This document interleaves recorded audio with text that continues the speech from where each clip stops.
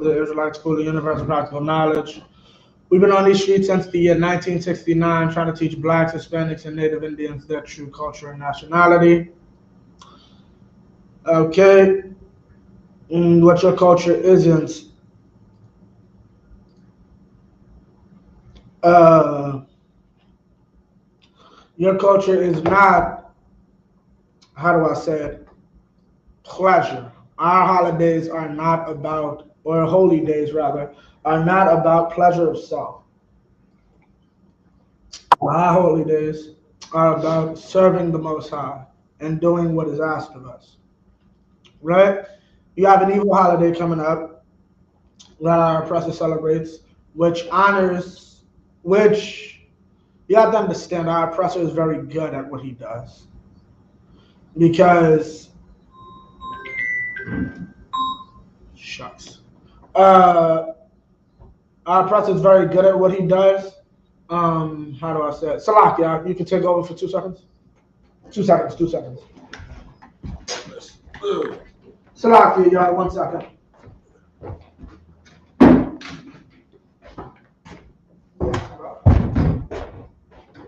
Shalom Israel's Police Officer Harya Allah, filling in for Officer Bagya while he takes a break real quick, man. What the officer's bringing out is real heavy, man, because ultimately when it comes to our observances, our feast days, the large majority of them surround are based in our sacrifice to the Most High, important things that have happened in our culture over time, which have allowed us to triumph over our enemies, over our oppressors. These are the high holy days that we celebrate. When you look at Purim, when you look at the Passover, when you look at Hanukkah, these are high holy days that uplift our people, that uplift our traditions that are based in the Most High, our God. But if you leave it up to America, every single disgusting holiday that they observe is based around nothing but selfishness. And Mother's Day is no exception to that. Like, I remember coming up, man, Mother's Day in the Christian church was a big thing. Like, in the Christian church, my mother used to get us up on Mother's Day. That was like second Easter in the Christian church. You know what I'm saying? I remember my aunts and my grandmothers would show up with hats so big they could barely balance themselves walking in that church. And Mother's Day was huge, man. Mother's Day was to honor every single male hating, woman backbiting, hating female sitting in that Christian church, to honor every single last one of them because they was capable enough to have a child. Mother's Day is disgusting, and I know the officer's going to be bringing that out soon. It is not a practice of Israel. It's the practice of America. It's the traditions of men, and under no circumstances should we be observing Mother's Day. That's unfair. Here's a problem. Okay, Salaki. Now, I was trying to get into Salaki, not a slave. Here's the thing. What he just said sounds very harsh, very evil, so on and so forth. It sounds like this brother, you love your mama, brother? Yeah, absolutely. He's not saying any. Do you love mothers? Absolutely. Are mothers a vital part to our society? Absolutely. Right. He's saying nothing against mothers. He's saying nothing to hate mothers. And this is what I was trying to say about our oppressors so subtle. Meaning, we're not saying this holiday isn't evil because it's putting necessarily the mother on a pedestal. And we're going to show you that night. There's a time to put a woman on a pedestal. Mother's Day is not it. For being a mother simply is not it. Like, if being a mother was so great, there wouldn't be a thing called child services. If mothers were such great people. Right? You got that scripture? What was it? 1 Timothy 5 and 6.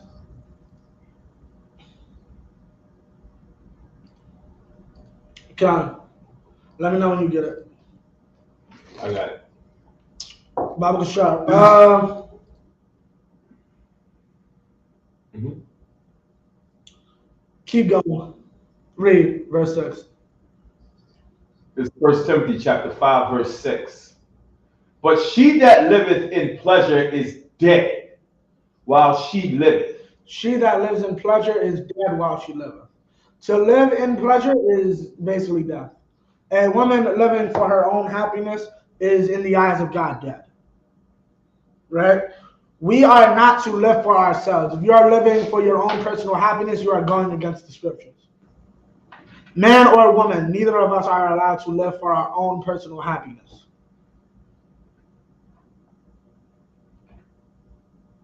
Right? When you are a member of a community, when you are a member of a society, you have a duty. Usually, duty doesn't make you happy. Right? Read that from the top.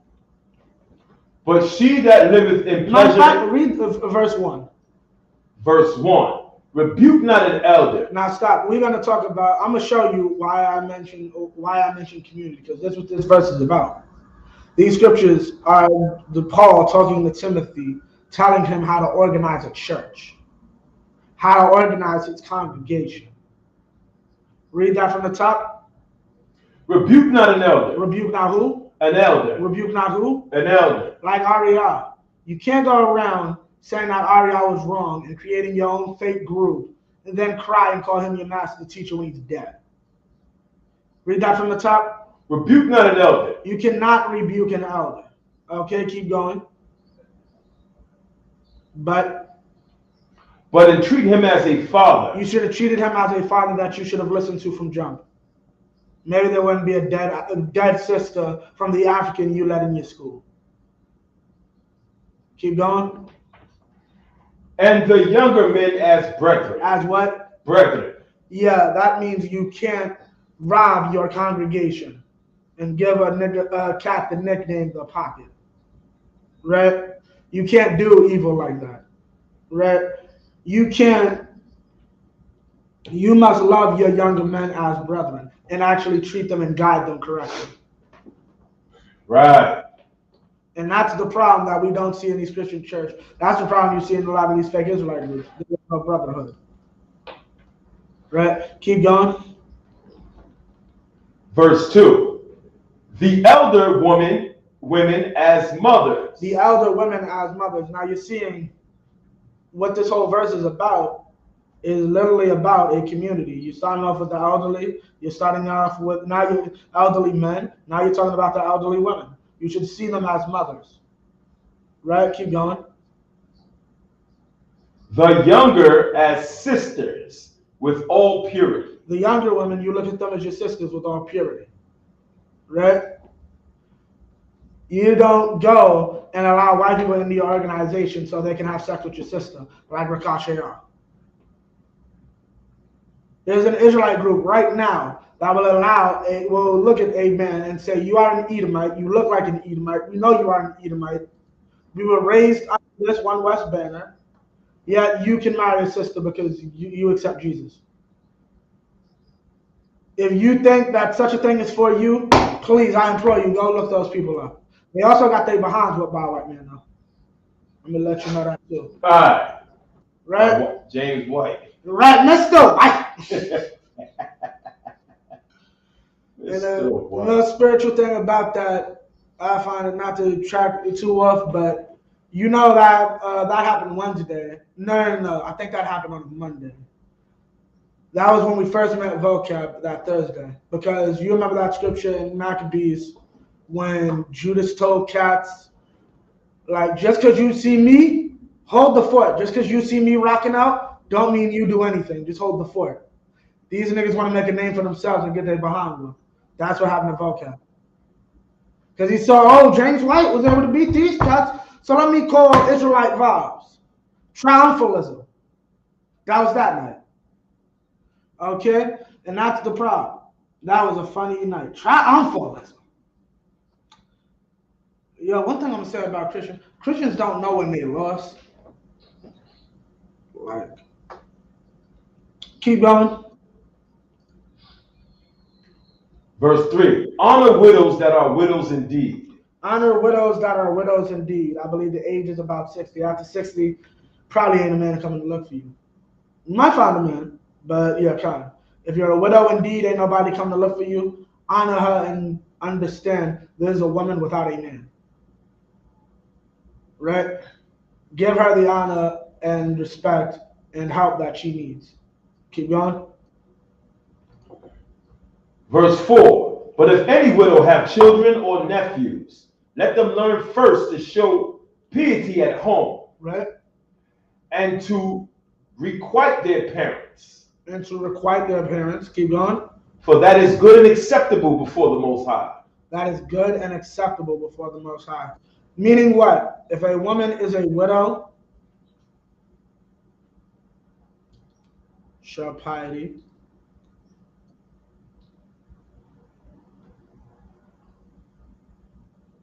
Meaning respect. Show the children, teach the children to show respect. Right? Help in the raising of children. Like I think about this all the time when this usually happens to spouses and daughters. Mourning is deadly. The Bible even tell you this. You cannot overmourn. Like overmourning can kill you. Right? In a situation like your mama dies or your husband dies, because it's usually who is affected. Daughters and wives. Husbands can be affected too. You spend decades with this woman and now she's just gone. Like that can be fearful on your mental, but a toll on your mental rather. But what you have to understand is your work isn't done. You still have work in this community to do. It's your job to raise up the rest of the children that you and the father had. Like the father was everything to his boys. The father was everything to his daughter. Now all that wisdom, all that guidance is effectively gone. But you have, let's say, a year or more with this man that you can of his wisdom and guidance than they do. So your job now is to effectively give that wisdom and guidance that he can't. Your job after your mama dies is to become Big Mama. That's effectively it. You are the one that has to cook the big family dinner. You are the one that got to watch daddy now, since your mom is not around to do it anymore. You're the one who has to make sure your idiot little brother doesn't get himself in trouble. Right? You cannot do this if it's mama's birthday, so it's time to make her a cake and put it in front of your goddamn shrine. I don't understand how Christians think having a goddamn shrine in their living room is anywhere remotely like like right. Like I'm gonna just let you know that's a sin. Like the picture with the candle. Right. Right. Like having the plate out, like Ephraim and Simeon, forget about it. They got the saint with the candy. Oh, yeah. Oh God. Yeah, all of that is unlawful. Right. It is simple and foolish. Right? That is not going to help you in this day. So keep going. That is good and acceptable before the power. Meaning they understand the work is not over. That they are still a vital part of this community as a widow, a woman whose husband has passed already. Keep going. Verse 5. Wait, yeah, Khan. Now she that is a widow indeed and desolate trusteth in the Most High power, and continueth in supplication and prayers night and day.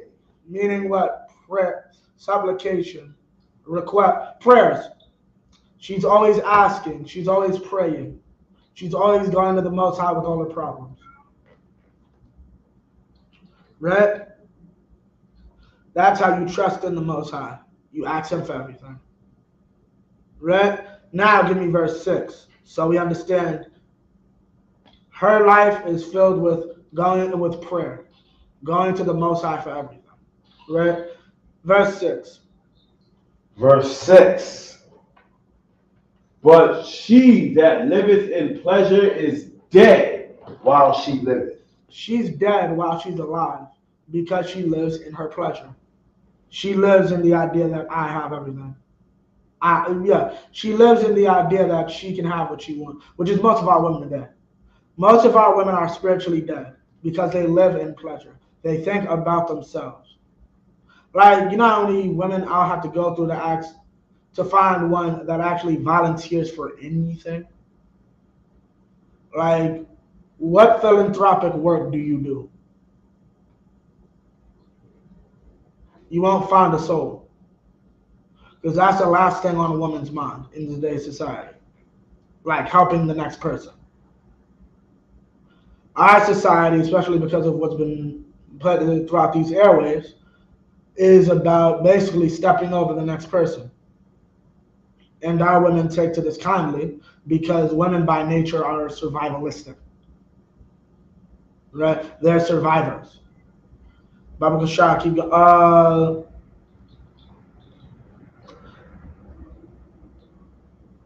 Okay, so I'm going to read this article first. First thing we're going to get into is the origins of Mother's Day.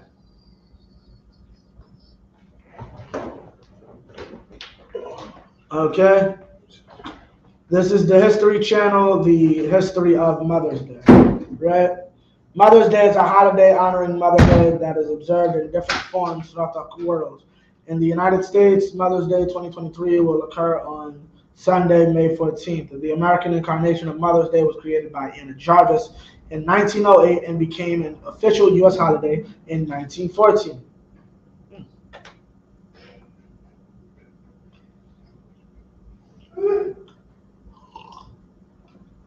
Okay? So Mother's Day was created about 100 years ago. Well, over 100 years ago.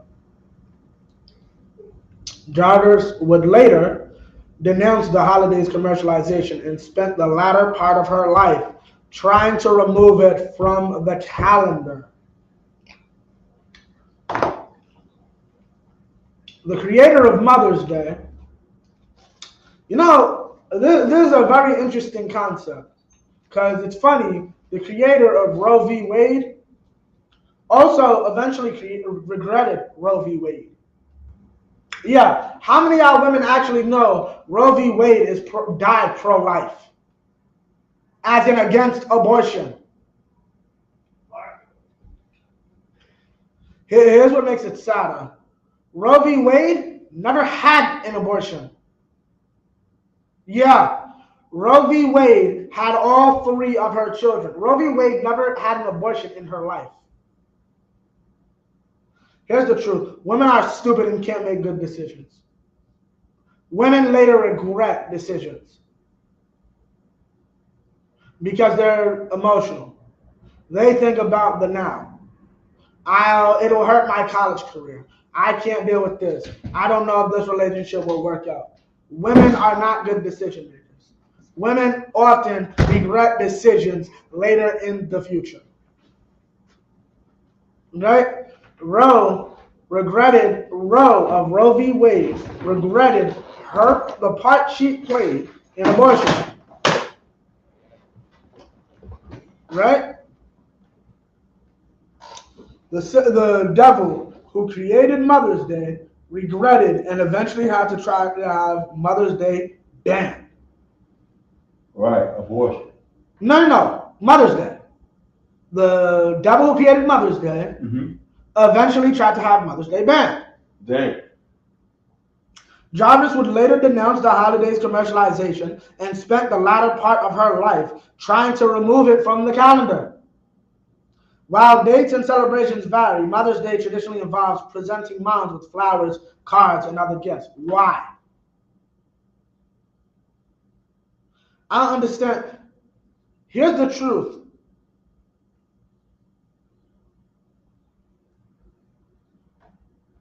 Why can't I just give her a coupon? A coupon that says I can't mess with you for the day. Isn't that fair? You got this hard behind job. Like, that's so stupid. Like, what are you actually doing? You got this hard behind job. I get it, right? So let me give you a day off. Why do I have to buy you flowers?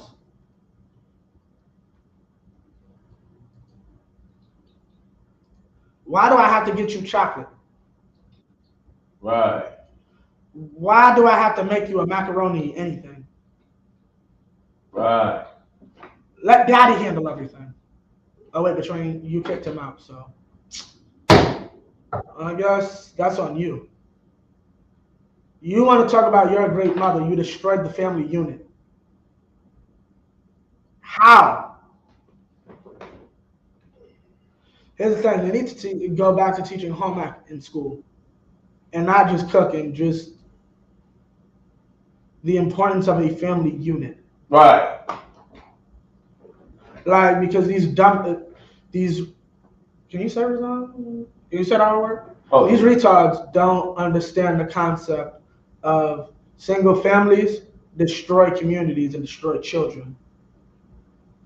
So if you actively go out and say, I will destroy my child's life, how are you a good mother? right.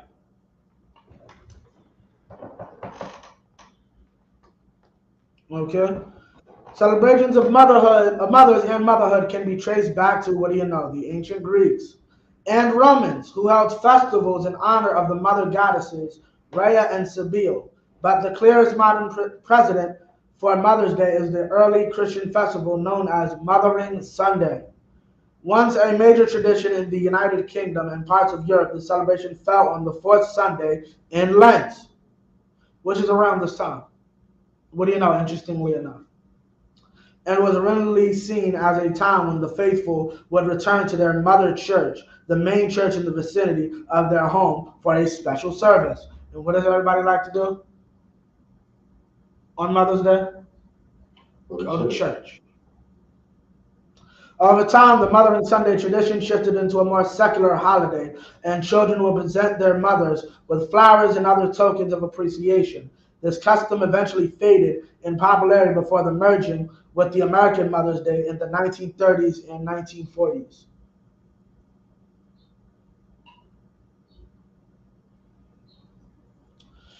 Jean Reeves Jarvis and Julia Ward Howe. The origins of Mother's Day, as celebrated in the United States, dates back to the 19th century in the years before the Civil War. Anne Reeves Jarvis of West Virginia helped start Mother's Day work clubs to teach local women how to properly care for their children. That's productive. These women just want a gift for doing nothing, right? These clubs later became a unifying force in the region of the country still divided over the Civil War. In 1868, Jarvis organized Mother's Friendship Day, at which mothers gathered with former Union and Confederate soldiers to promote reconciliation. Another precursor to Mother's Day came from the abolitionist and suffragette Julia Ward. In 1870, Ward Howe wrote the Mother's Day Proclamation, a call to action that asks mothers to unite in promoting world peace. Okay?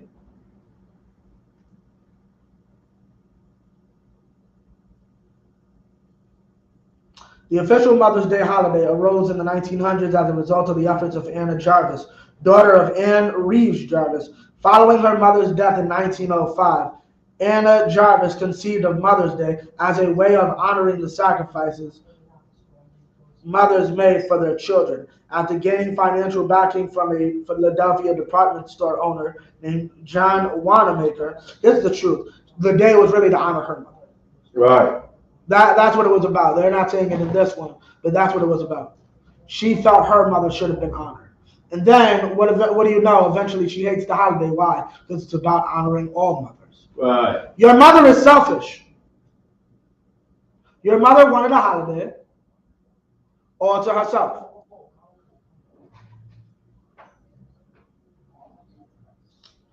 Following the Following the success of her first Mother's Day, Jarvis, who remained unmarried and childless her whole life, So this woman ain't have no kids, ain't even have a man. She just worried about, and I'm gonna help you sisters that's lost in feminism. It's not for you. The women got issues. Right. Those women have serious issues. Those women don't like women. Any woman who could sit there and say a trans woman should be anywhere near you in a spurt don't like you. Okay, that whole movement, I'm gonna tell you right now, is just hateful. Our friends in the alphabet community, they hate you. Right. This is the best love I can give you. Like, let me explain something to you. I say this all the time, but I don't care what you do to yourself, what you call yourself. The world is still a world. Pimps and hoes don't got nothing to do with the profession. Right. Like, understand. I saw yesterday a volleyball player, basketball player, a female, arguing and saying, I don't want women in the, men, well, genetic men, rather, or whatever they want to call themselves, in that space.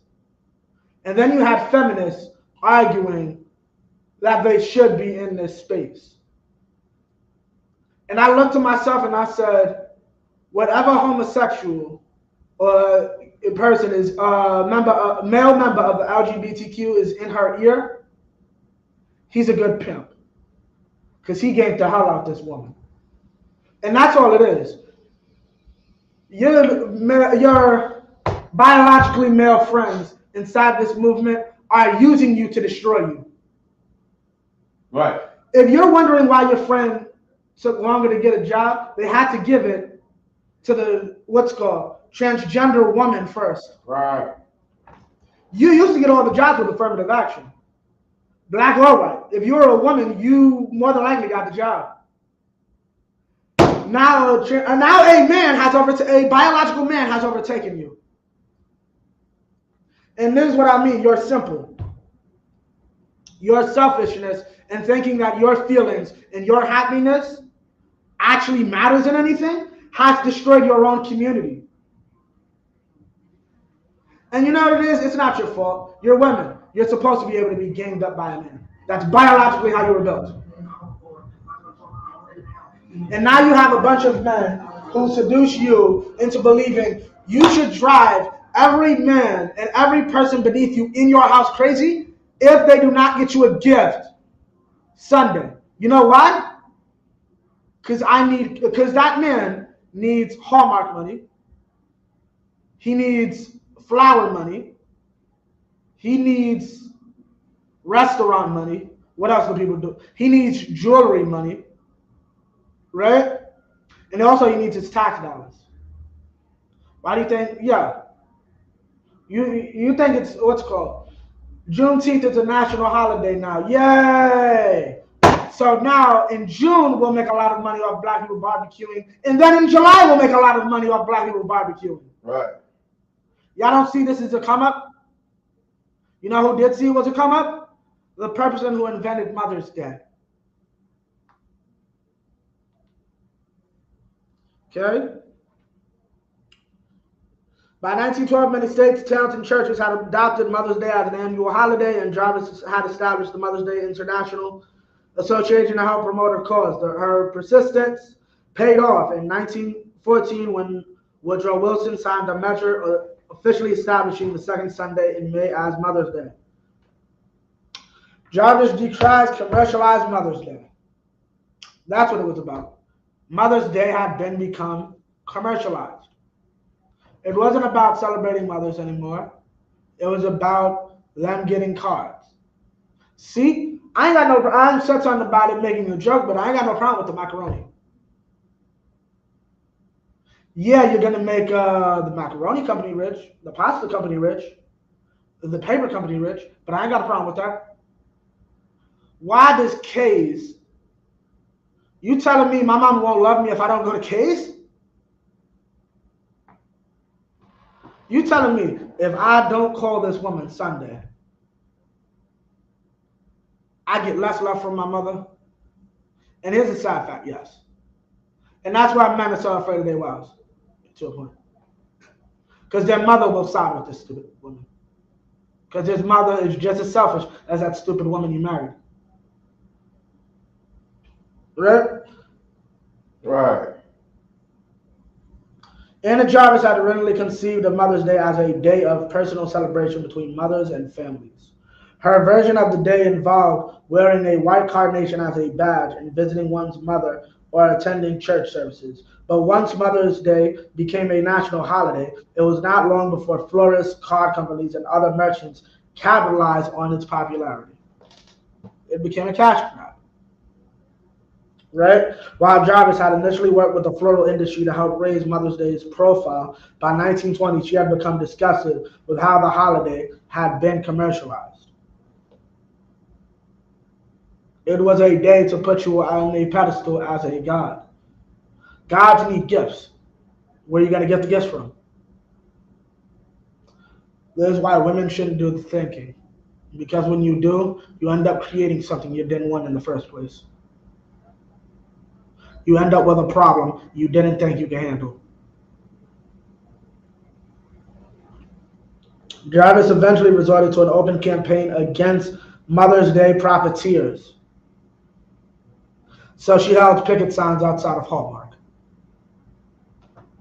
You know how stupid you look?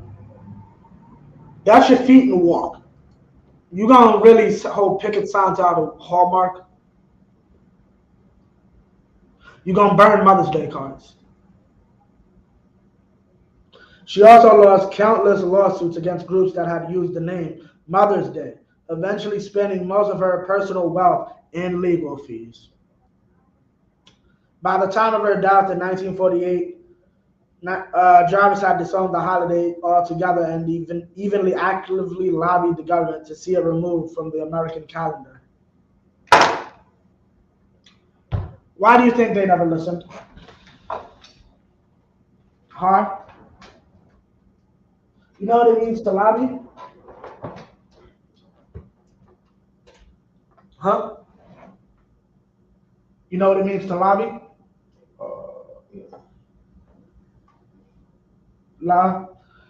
Here's the funny thing. You would think this is illegal, but technically I'm going to just put the word legally, and that makes it legal. Legally paying a politician to vote the way you want them to. That's legal. It's called lobbying. Like, for instance, I bring this up all the time. Copyright is usually about 70. It used to be a little shorter. Anytime Mickey Mouse's copyright comes up, Disney lobbies Congress, gives them a buttload of money, and extends the time. So like I said, it used to be 70, now it's 90. And now they're getting away with it since they say they can't do it no more. So we'll just divide Mickey. That's Steamboat Boat Mickey, Willie in the black and white. Anything else in color is a different Mickey. You can do that. One time, AOC actually asked the congressman, is it legal for me to be paid by Big Pharma or any big company and have them pay my entire campaign just to put me in power for their own interest? Yeah, no, that's not illegal. Congress had to sit there and tell her that. That is not illegal to do. Like if the school wanted to literally pay me to go in there and like, we're going to give you this millions of dollars, get in office and support Israelite ideals once you get in office. Okay? That's not illegal. This simpleton tried to use her own personal wealth to fight against Mother's Day. Now, I just explained all the industries from jewelry to cards to restaurants that are now seeing huge increases in profits in the middle of goddamn May, thanks to you. And you think your personal wealth is going to beat out multiple industries that already do the same thing in lobbying. Hey, lower these taxes. Lower this alcohol. Yo, you know some stupid woman's trying to pay me $1 million to take off Mother's Day? What? I make $3 billion a year off Mother's Day. Here's $500 million. To hell with her million. And then, if the senator's smart, I got this from the restaurant. What's Hallmark going to tell me? Once again, dust off your feet You're a stupid woman. Move forward. That's what you should have done. But she tried to fight this. Says, I got a better way to fight Mother's Day. Come on here and tell you don't do it. You look stupid. If your mama ain't gonna love you because you didn't get a card, there was supposed to be a different title for this. Right. If you have any Jamaican or West Indian or Benjaminite friends, there's a very famous saying about your mother. Didn't say soak your water. Yeah, well, yeah. Your mama won't love you because, and here's the sad thing, I'm going to speak with a little empathy because as a man in the truth, I understand this. Like, I had to ask Captain Nazariah. I still don't understand this. I still don't, because I'm not necessarily, right now I'm talking about people in the truth, but hard to me for the life of me. Like, and I'm serious right now. Like, I'm completely serious because I can't understand how your mother hates the truth. Like, can you help me with that? How can your mother hate the truth? Like, you're a two-time loser. Right. You're a two-time loser who has had police activity since 9. There has not been a night she hasn't worried about your safety since you were 11. Right? You are in and out of jail. Right? All this woman hopes for is that you will find Jesus and turn your life around. You walk in the house. I felt Jesus, Mom. His name's really Yahweh Shai. He's a black man like us. I'm not selling drugs anymore. I'm going to obey all traffic law. You need anything? It is literally Jesus' will that I honor you. And we're going to break that scripture down too. That I honor you and support you and make sure you're taken care of. So that's what I'm going to do. You're in a cult. What? Oh, by the way, we can't eat pork, Mom. You're in a cult. What's called? Okay, what's called? We doing Red Lobster for Mother's Day. We shouldn't eat shrimp, crab, and lobster. You're in a cult. Yesterday, I'm praying. She's praying. You find the love of Jesus, and you leave your life a crime. Today, you're in a cult. You found a good job. You're no longer the criminal you used to be. You're in a cult, though. I didn't even, let's be real. I didn't even leave Christianity. Mama, I still believe in Jesus. You're in a cult that says I can't eat pork. And wait, what? You won't even call your own mother on Mother's Day. You know what I don't understand is, here's what I really don't understand. She respects your 5% cousin. Can you break that down, Mom? How is it the 5% cousin get the respect? 5% cousin is smoking weed in the staircase every Thanksgiving. Right. But he gets respect. I'm in a cult, but the pothead who smokes weed and says he's 5% of God ain't had a job in God knows how long. Right. He gets respected. But I'm in a cult because I don't partake in the use or sale of drugs. Here's the truth. I won't eat Mama's collard greens because she uses pork. That's the truth. Here's the real truth. Your existence, and this is to understand this, is to understand really why the New Testament played out the way it did. Your existence makes a Christian look bad. A Christian's whole life has been surrounded by, I cannot be perfect. I can just, quote unquote, do the best I can, right? However, now you come along. You must be perfect. And you do it. That was the problem back then during the time of Christ. We made Jews look bad. Christians made Jews look bad.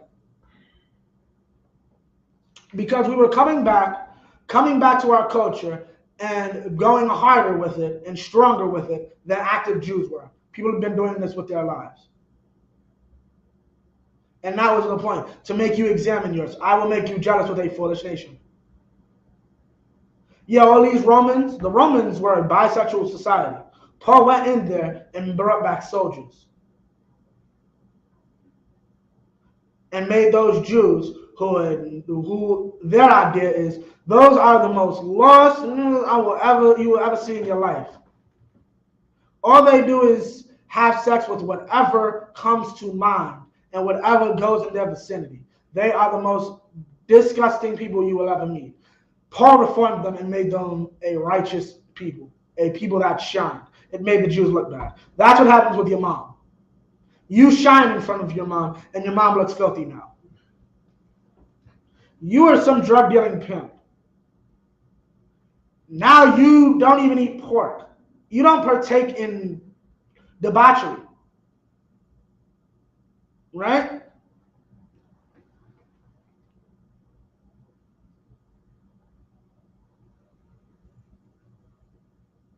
Okay, now we're going to get the great mother of the gods, Sibyl.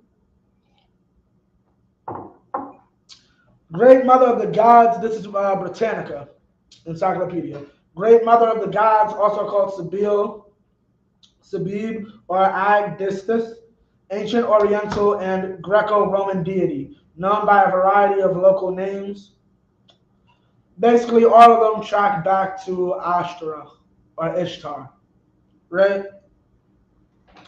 Her full official Roman name was Mater Diem Magna Idia, Idaean mother of the god, great Idaean mother of the gods. Legends agree in locating the rise of the worship of the Great Mother in general area. Skip all this. The Greeks always saw in the Great Mother a resemblance to their own goddess Rhea, and finally identified the two completely. In all of her aspects, Roman, Greek, and Oriental, the Great Mother was characterized by essentially the same qualities. Most prominent among them was her universal motherhood. She was the great parent not only of gods, but also of human beings and beasts. She was called the Mountain Mother, and special emphasis was placed on her maternity over wild nature. This was manifested by the orgiastic character. Let me read that again because I read it wrong. This was manifested. Okay, let me read the whole thing. The Mountain Mother, and special emphasis was placed on her maternity over wild nature. This was manifested by the orgiastic. What does orgiastic mean? Who can tell the class? Orgy. Mother's Day was about an orgy. Your mother is selfish. Right.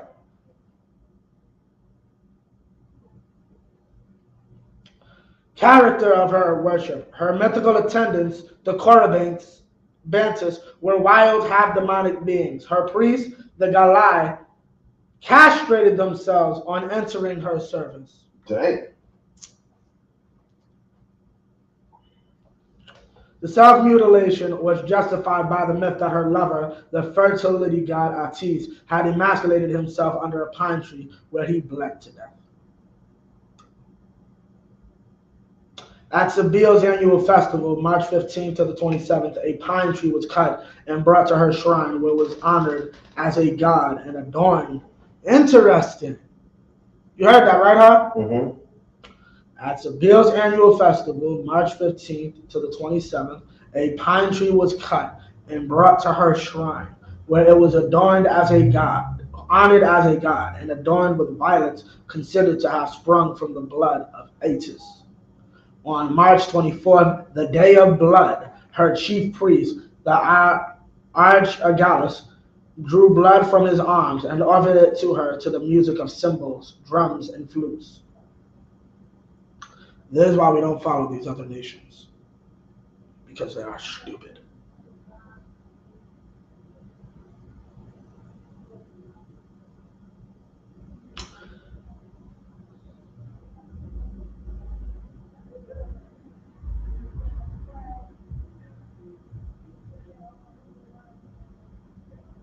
Okay, hold up.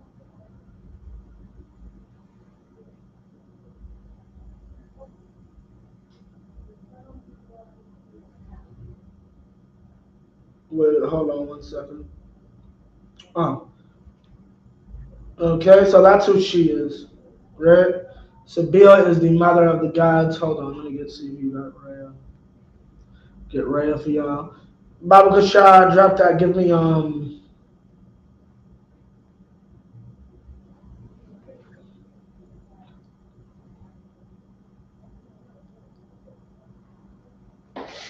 okay, now this is the goddess Rhea. Rhea in Greek religion, ancient goddess, probably pre-Hellenic in origin, who was worshipped sporadically throughout the Greek world. She was associated with fruitfulness and had affinities with Gaia and the great mother of the gods, also Sabile. A daughter of Uranus, heaven, and Gaia, the earth, Rhea was a Titan. She married her brother Cronus, who warned that one of his children was fated to throw him, swallowed his children Hestia, Demeter, so on and so forth. Salakia.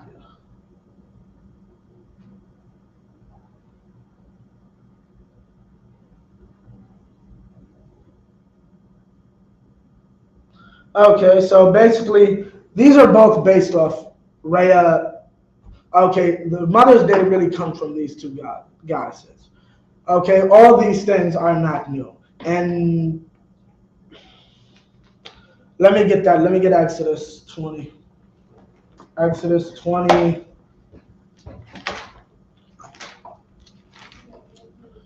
Because y'all don't know the Bible. Hold on, let me turn this one. It's a little hard. Ooh.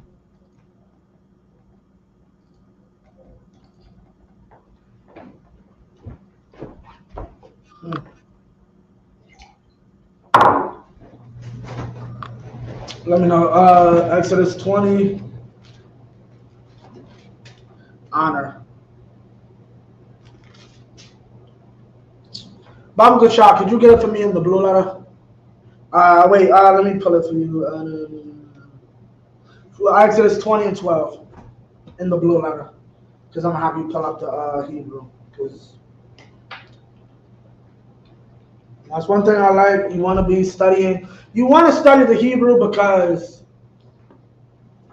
people don't know anything. Like,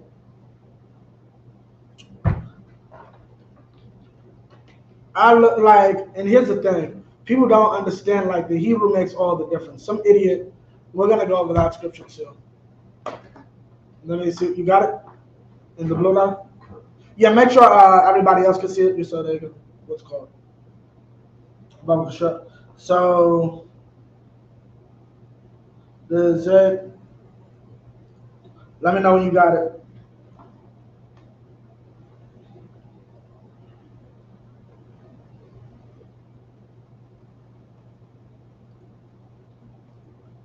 You got it? Come. Salakia. Tom, read what you got. Exodus 20 and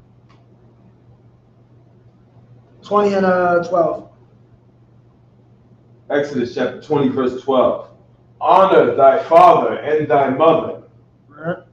that thy days may be long upon the land which the Most High thy power giveth thee. Right? Verse 13. Now, what does that mean? Because you got idiot Christians that try to say that that has something to do with that you can use that for Mother's Day and Father's Day. That has nothing to do with it. Go to the interlinear part of it, where it says the tools and all that, and give me the word honor.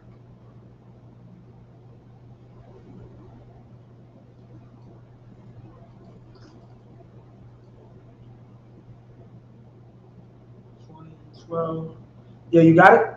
Come. You got the word honor? Come. So what does it say there? Kabod? Kabod. Kabod, right? What does it read for you? Does it have like the definition and all that? Or? It just says kabod. All right. Well, click on it. Click on it.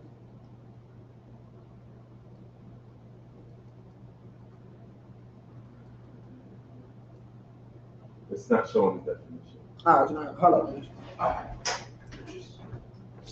Usually just, oh, Salaki. One sec, yeah. Yeah, oh, my bad. You got to click on this part. So we'll go to it. Yeah, go on. So just read that. Yeah, read that part. Okay. About good show. To be heavy. Right. So that's this is in the Strong's Concordance. That's H3513 kabod. Keep going. To be heavy. To be heavy. Right. To be heavy. Right. Be insensible. Be dull. Keep going. To be honored. Keep going. To be made heavy by honor. Be honored. Enjoy honor. Be made abundant. Keep going. To give oneself glory Right. or honor, gain glory. Right. Keep going. To make heavy. Right. Make dull. Right. Make insensible. Right. Do you see the word burden? Oh, they don't use burden now. Okay. Okay, it comes from Salakia. Come. To be heavy. Right. Be weighty. Right. Be grievous. Right. Be hard. Be Right. rich. Be honorable. Be glorious. Be burdensome. Be what? Burdensome. Be what? Burdensome. Now, the verse he read earlier, honor thy father and thy mother. Why is he saying this? What does it mean in this sense? Burdensome. What's a burden? Having to take off work for a child. Right. Having to take off work because you got sick. I'm not sick, but I'm going to do it because you are my child. I am going to take on that burden. I am going to miss another day of work. I'm going to miss half the day. Then I'm going to have to miss a whole full day to take care of you. Right? And you know what I get at the end of that? In about 40 years, you're doing the same for me. That's what the scripture is talking about. Honor your mother and father. It's a burden. You take on the burden of taking care of your parents in their old age. Right. When they have the brain of a child, you go back and you think about when you had the brain of a child and you couldn't do for yourself. And they sacrificed and took the burden of taking care of you. Right. And then with that same love and care, you do it to them. You will literally possibly have to change their diapers. Or in what's called, in my case, the Most High will give you what's called. He depicted me to have to do it for my grandfather. If my parents were still around like that now, that's how my kids will be raised. Right? But at the end of the day, that scripture has nothing to do with giving your mother a card. That scripture has to do with you supporting and taking care of your people in their old age. That's what it has to deal with. This has nothing to do with you taking care of them. Right? And you know what? And here's the thing about it. Who's looking at you do this? Who's watching you take care of your parents? I kind of just said it. Your own children. Right. So how will this help you? They'll see you do it so that when it's your time and it's time for your days to be long, they'll do it for you.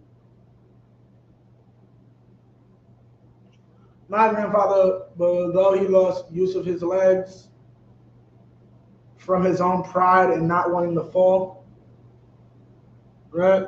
Because we could have helped him keep his legs and just have to use a walker, but he kept being afraid to fall, so he eventually just lost the ability to walk altogether and came straight into a wheelchair.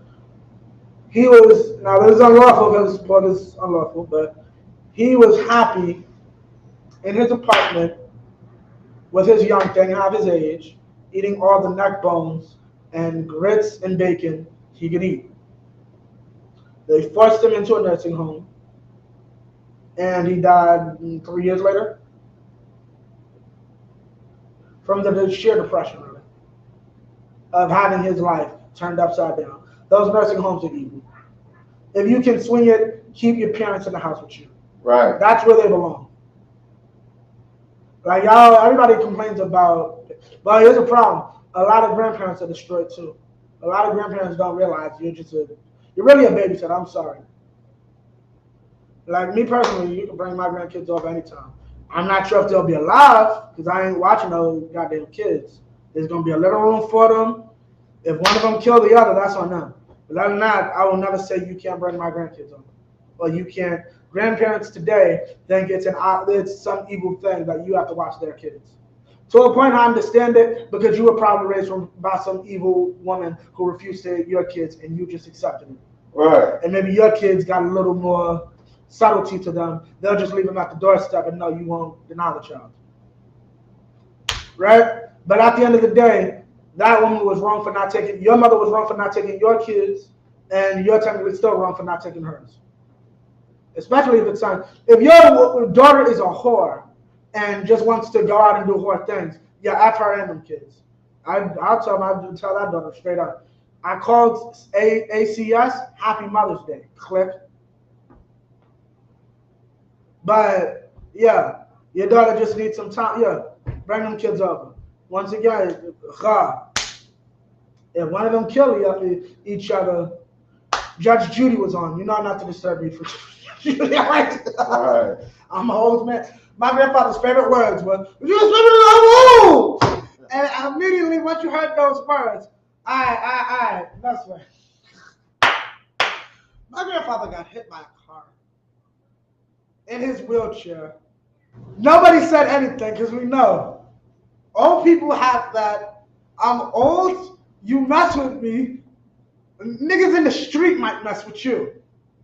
So yeah, I'm gonna just go across the street in this electric wheelchair, and everybody's just gonna stop for me because that van hit him right square. Yeah. Dang. Nigga gave him. He was so simple. My grandfather got the new wheelchair. Nigga said, "Yo, I'll give you another wheelchair." I'm like, we could have got $1 million. It wasn't even a car. It was like an ambulance. And he said, "Yeah, nigga gonna give me a wheelchair." He hit you with a car. I wasn't there. I was at school. I heard about this after the fact. But yeah, this is the job of our elderly, to be in the house with us. And y'all don't want to do it. And that makes you a terrible mother too. Because at the end of the day, you won't, because, you know, I thought about this, and this is so real. I was talking to Captain Carr like a year ago, and he said Social Security destroyed the black family. And he was talking about how it destroyed it because of Social Security, it allowed parents and children to be evil to each other because there is no safety net of Exodus 20 and 12. Because I don't have to depend on you to take care of me, I can treat you however I want to. Before, in fact, I knew at some point you'll be a big, strong adult, and I'll be a weak, elderly person, and I'll be in your care. So I better think about how I treat you now, because this is going to stick with you. Now that I can the government will pay for it, or my social will take care of it, I don't have to fear you. I don't have to fear being under your power. So I can treat you any way I want. And I see that very, very well with my grandfather and his children. My grandfather spoke horribly about his kid, would say evil things in front of me.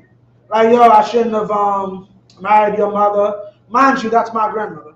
And so on and so forth. And he's able to do this because Social Security and a pension allows it where he does not have to depend on his children, which is not the way it should be. And the problem with that is that when you do that, you destroy the family structure. And it's like, here's the thing. You want to know something that's real crazy?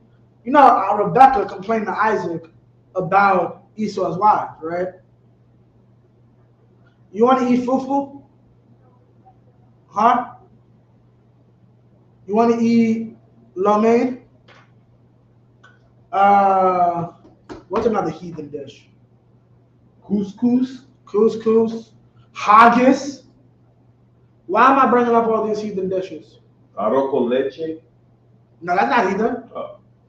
Arroz con leche is. You better not go home tonight. Shit. Arroz con leche. Arroz con leche. Horchata. You never had horchata? No. Well, it tastes like rice pudding. It's good. Now, why am I naming all these heathen dishes? Can you imagine growing old? Because who's doing all the work? Who's doing all the work of taking care of you in your old age? It's not your son, more than likely. It's his wife. Would you like your daughter-in-law to feed you couscous every day? Would you like your daughter-in-law to feed you lo mein? Would you like your daughter-in-law to feed you haggis and bland fried chicken? Because she's going to try to cook food for you, the white girl. No, right? That's why your son needs to marry what's called. And because there's Social Security and people don't understand Exodus 20 and 12, it's not that big of a problem. Because at the end of the day, me and my wife have a certain culture. There's a certain way we like to live, and there's a certain way we like to eat, and we like to do things. You don't fit that. So my child marrying you is shooting me in the foot. That's why it matters who my child marries. Because who my child marries is who is going to take care of me in my old age.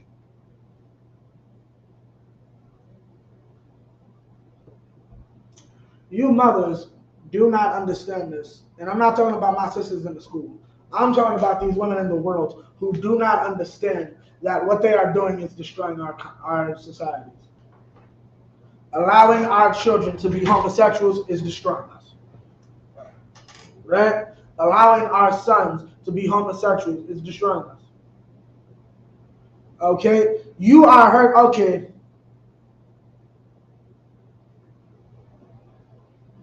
Here's the problem. One thing I can't understand this about feminism. Feminism is about the empowerment of women. But once again, feminists are so stupid.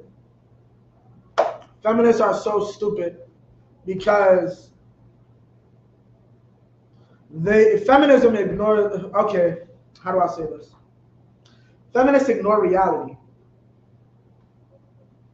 Almost to the level of a member of the LGBTQ community. Am I not allowed to say that? Meaning, feminists will lie about the power of women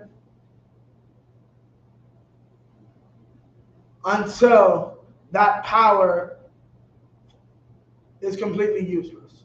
And this isn't a long process. The strongest feminist, the minute she feels threatened, she's calling by a man. She is immediately calling 911. She thought about calling 911 5 minutes ago. But she's finally gotten to that point where she feels I'm going to call, right? She's not hoping for a female cop. She's looking for bigger, stronger men than you to come put hands on you. She understands if the entire Women's March tries to come at you, this just in, man attacks 200 women at Women's March. But 2 men with not even a gun and a taser, billy clubs. That's a good fight and you might be in trouble. But 1 man in a Women's March, unless y'all got some stilettos, which can be seen as a deadly weapon, you're not doing too much. Right? And they'll readily admit that. Now, here's what makes the alphabet community so much more dangerous. She denies reality until reality is literally about to slap her in the face. Like literally. The minute I'm about to get slapped by this man. Cops, please send 3-4 strong big officers, men, to take down this violent, savage beast. A homosexual. I'm the same as a woman with my giant inflated chest from the years of working out before I made this change. And my arms that are the size of a woman's head. I am the same as her. Now put us in this boxing ring together. Right? And what I'm saying is, women don't realize when you do that, you are destroying women in so many ways. not only have you psychologically damaged somebody's husband, where now this woman will be alone and crying. You understand there are women alone and crying about not having a man because their husband is actually, the man that God had assigned to give them as a husband is wearing a dress so he can win a swim competition instead of shutting up, realizing he was never going to be Michael Phelps and getting a day job.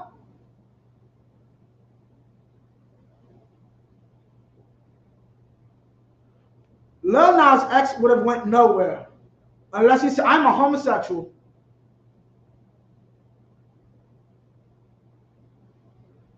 Feminism destroys women. There are women whose lives are destroyed because of what you've done to men. What you've allowed men to become. And you need a day, an honor, to celebrate the evil you've caused. Many of you have put your children at disadvantageous points in society. Right? And here's the sad thing. You're not shooting your child in the foot. You're shooting society in the foot. These aren't disadvantages like he'll be poor, necessarily that he'll be poor, he'll be homeless. He has a higher rate of becoming a criminal.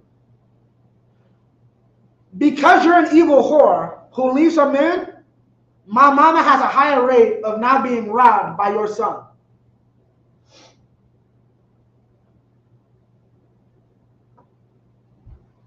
Let me explain something to you. You leave your husband, you create more crime. This is why we're fervently against you doing that. Not because we just want to call you a slut or a whore. Your actions have this magic thing that we call a reaction. What do you know? If you take away the disciplinarian system that's in place to teach discipline, then the subject might grow up to have a problem with discipline. Right. This is mind-boggling. Oh my goodness. If I take away the person who teaches order and structure, how can I then be mad you don't know order and structure? And here's the thing I'm going to say to on this. We don't blame y'all sisters. Half of us don't even blame your mothers. It's feminine because your mama's fault, depending on when you were born and when they were born, is feminism's fault or their mama's fault, which also leads back to feminism. But here's what I mean. Because we aren't taught these structures, you cannot blame either side for the lack of it. And you can't be mad at them. Meaning, our brothers having the mentality they have is a direct result of them not being taught disciplinarianism. Even with sisters. And I know it's difficult, and a lot of y'all weak brothers in this passport bros BS want to say something. You can't tell her because you're not her father. She never had one. She doesn't know what a father is. Her mother rejected the idea of a father. Right. And I'll tell y'all women straight up, your husband is not there to make you happy. It's the opposite. Now, I know that probably sucks. Your husband is not there to make you happy. You are there to make him happy. And here's the sad fact.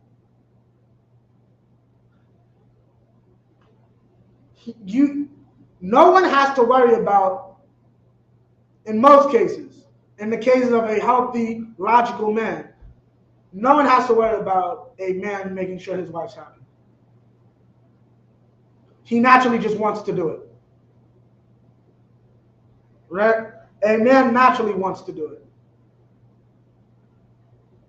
Because he understands women are carnal and simple. General Hyman, I was thinking about this the other day. In General Hyman's words, how do you keep a woman happy? He told General Hyman, feed her at both ends in prayer. Basically, the brother shaking his head like, yeah, that's true. I've had a few. Right. I've had 1 or 2 wives. I think I can attest to that being a solid theory, right? Definitely onto something. Yeah, right. Feet on both ends and pray. That's it. Men ain't too much easier, right? Men ain't too much harder. They're probably simpler. Feed them at one end. No. Maybe tomorrow night we'll get both. That's how men operate.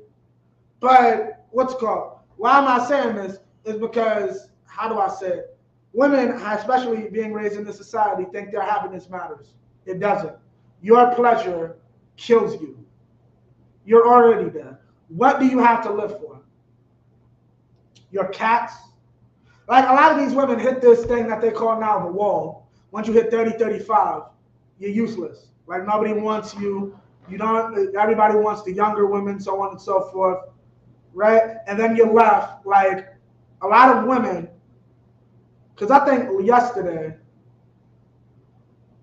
I think it's it's a combination of things. Because I think yesterday, men was dealing with them, and now today, they're not dealing with them. Like, because they're saying, I have this problem, I got this career, I did all this, I waited, and now men won't come near me. Right? And the problem is, y'all were lied to about feminism, that a job will make you happy. Like, I could never replace my mama. Yo, job. Like, you show a belly, your boss is already looking to replace you for maternity. What? I can't replace my grandma. My grandma's job is happy about the new old woman they got bringing them cake every day after my grandmother retired 10 years ago. I can't replace my grandma. My grandma's old job can definitely replace her. Every week, my grandma has 10 replacements at her job. Some people bring in resumes. My grandma is easily replaced at her job. And they thought that would bring them fulfillment.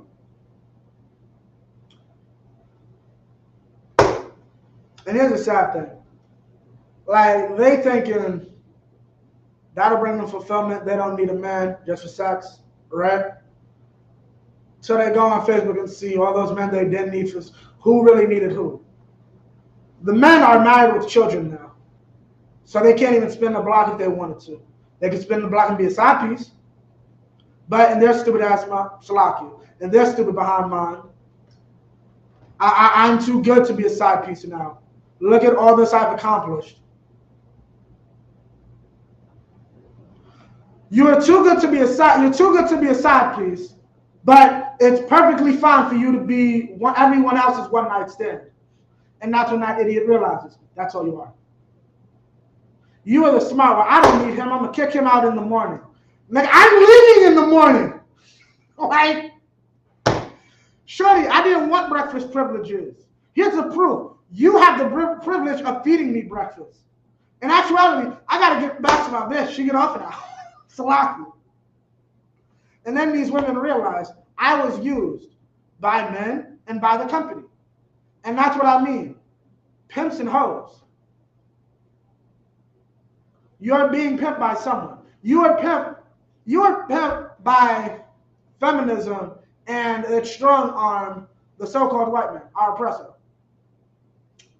You think our oppressor didn't want to take the greatest portion of the population and put them in the workforce? What?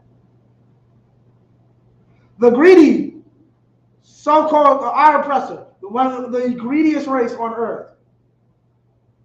You don't think he wanted to employ more than half the population? You simple. Okay, now drop that. Give me you can do it in the regular. I don't need the blue letter for that. Give me Proverbs 31 and 10. We ain't gonna go through the whole thing, but just the main part. Yeah, y'all are simple. And this is the problem. We're here to teach you. And who do I mean we? Men. Men are here to help you. not get gained by anybody. But here's the problem. Men don't give a damn about, men aren't going to waste their time talking to a brick wall. And the problem is, men are very good adapters. And you're such a stupid woman, you didn't even realize what you started. Like, y'all try, like, okay, there's a sister, Ebony Williams, who was on Ayana talking about, oh, I wouldn't pay the bus driver, I'd date the guy who owns the bus. And then she had to go on the Breakfast Club to try to clean it up, and DJ Envy and them were eating into her, calling them mediocre, saying this, basically saying black women are here and black men are down here. And even one cat, they showed a different video of another cat, he was on the newsroom. Oh, so it's different now that you're in that seat, right? We did it since the beginning of time, but now that it's y'all. And here's the problem, you stupid. I'm gonna have to start doing a class after dark, or I Ibaj's rants, because you ninny, you stupid ninny. That's what happens. Why the hell? So you mean to tell me I'm gonna come in, do all the work, pay all the bills, all is yours. You get to treat me any type of way. And you, at any point in this relationship, feel unhappy. I couldn't even did you. I could have really kissed your ass every day. Kiss you behind every day. You'll take half my stuff. I'm going to have lots of sex with you. Never marry you. And then when I'm ready, I'm going to go about my business. And then at the same time, I'm looking for someone that's the opposite of you. Just shut your mouth and cook my dinner. And that's who's getting the ring. That your selfish behind wants. And that's the problem. Women don't realize men have adapted. The system does not work to my benefit at all. Why would I participate in it? And now women are mad that the system that they're partially naturally geared to is not working anymore, because they themselves have destroyed it.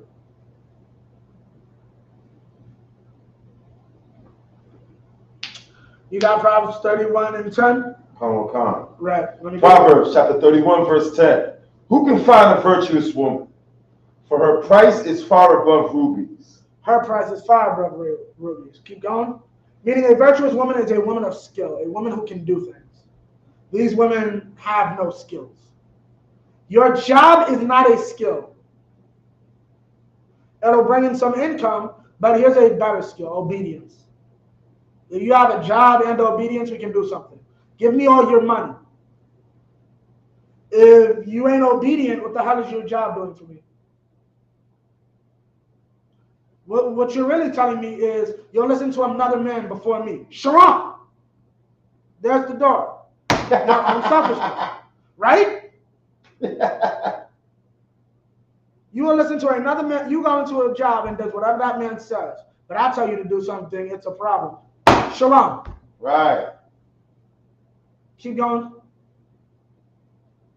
Verse 11. For her price? No, it's not here. For her price? For her price is far above rubies. Yeah, I'd rather have a woman that gives me her entire paycheck than a bunch of rubies. Keep going. Verse 11. The heart of her husband doth safely trust in her. The heart of her husband doth safely trust in her. Her body, her heart, meaning he knows full well his wife's going to do him good. Why? Keep going. So that he shall have no need of spoil. Okay, and I had to battle some idiot, right? Some sister who really didn't know what this word meant. She thought this word meant spoiled, as in spoiled rotten. That's not what this word means. Spoil is spoils of war, right? He shall have no need of spoil. Spoil is ill-gotten goods or stolen goods. Meaning what? Her husband doesn't rob people. Why? Because she gives him the whole paycheck.